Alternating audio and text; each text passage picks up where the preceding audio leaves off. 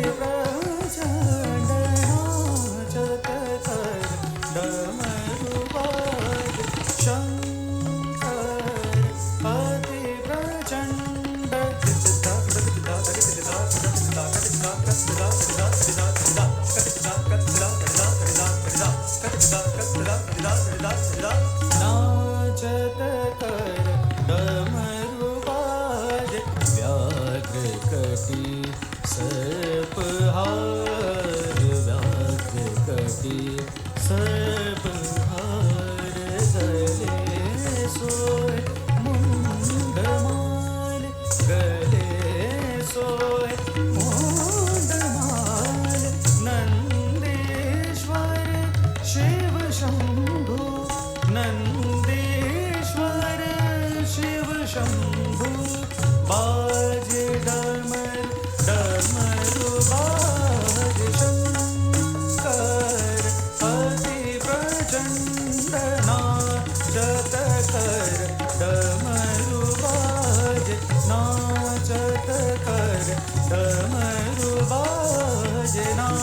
कर डमरू बाजे शंकर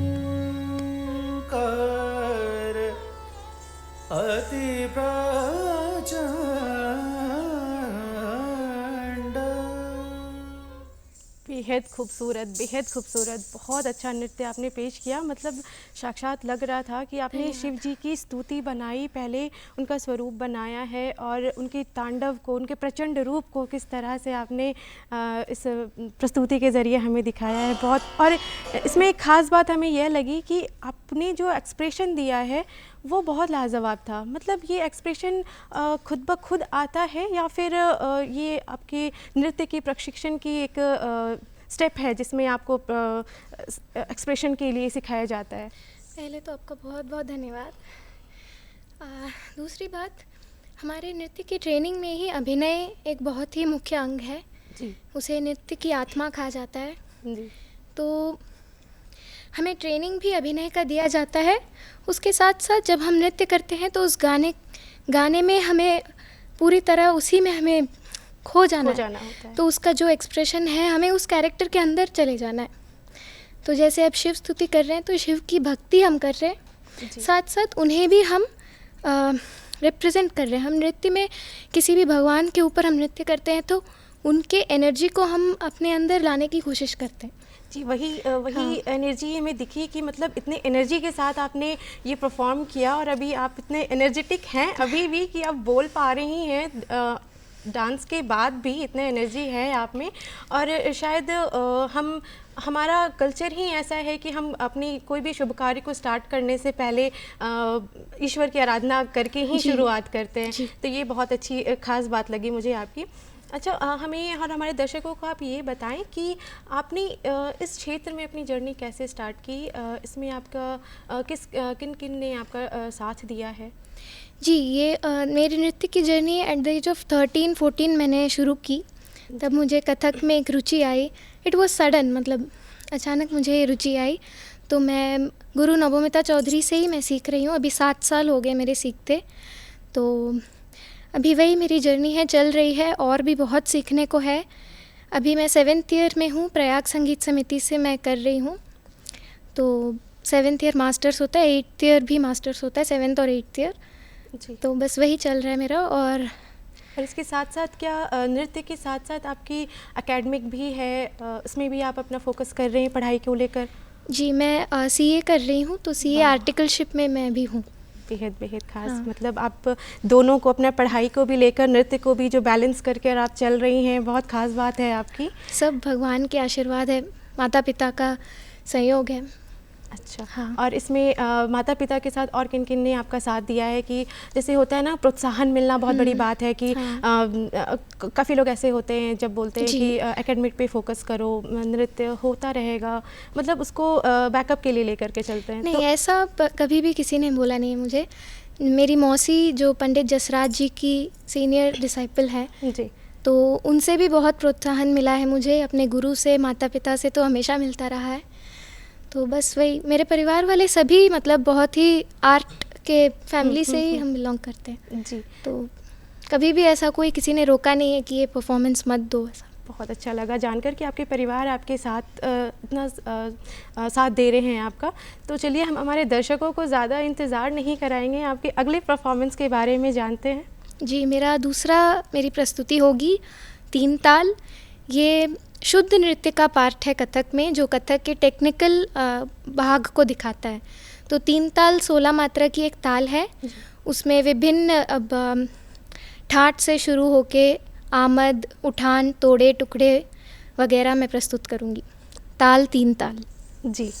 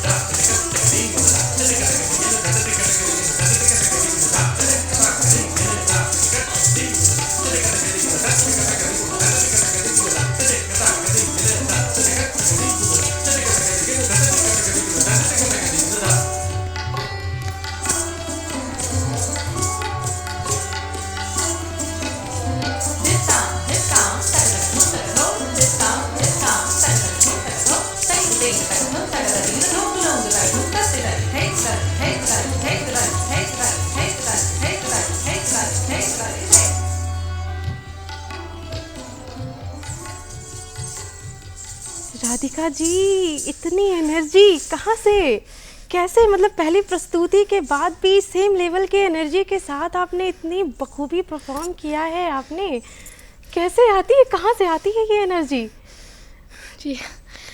मतलब कैसे कर पाती हैं, मतलब इतना अच्छा। मैंने शुरुआती में देखा आप धीमी से जा कर के और फिर स्पीड में इतनी कवर करना सारे आपके नृत्य को। आपने पहले कुछ श्रृंगार किया, मुझे जहाँ तक लगता है जी। ऐसा था, आपने श्रृंगार किया वो मैं देखी इस तरह से ऐसे ऐसे करके आपने वो बहुत अच्छे से श्रृंगार किया। उसके बाद से आपकी मैं आपकी कभी बीट देख रही हूँ, पैर की ताल कैसे चल रही है, संगीत के साथ साथ में वो ताल चल रहा है, आइज़ का एक्सप्रेशन भी, आइज़ से आप आंखों से जो खेल रही हैं और हाथ भी, मतलब एक साथ पूरे बॉडी का यूज़ करना नृत्य में। वो हमें रियाज में हम वही करते हैं कि एक डांसर को, एक नृत्यांगना को अपने पूरे शरीर के हर एक अंग पे कंट्रोल होना चाहिए।